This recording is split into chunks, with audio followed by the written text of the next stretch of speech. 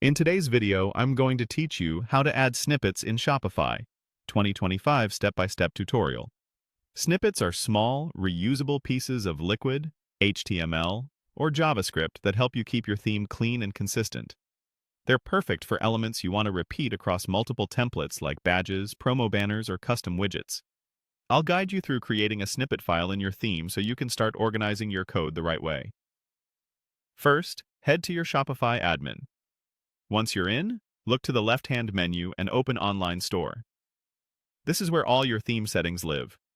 You'll land on the Themes area, which shows your current theme at the top along with any unpublished themes below. It's a good practice to work on a duplicate or an unpublished theme while you're making code changes, so you can preview safely before publishing. From your Active Themes card, open the code editor by choosing Edit Code. This brings up the theme files on the left and a code editor on the right.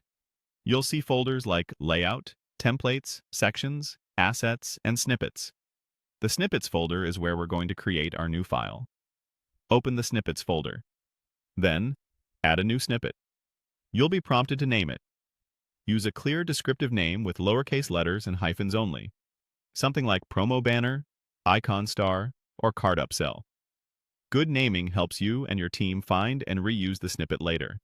After typing your name, confirm to create the snippet file. Shopify will generate a new liquid file with that name and open it right away in the editor. Click into the editor area where it indicates you can input your snippet code. This is where you paste or write the code you want to reuse. For example, you might add a small HTML block styled with classes from your theme, a liquid loop for a list of features, or a conditional message that appears based on product tags. Keep your snippet focused on one job and avoid hard-coding content that should be managed in settings. If your snippet needs variables, structure it to accept them through Liquid, so it stays flexible across different templates. When you're done entering your code, you can preview changes by rendering the snippet inside a template or section in your unpublished theme.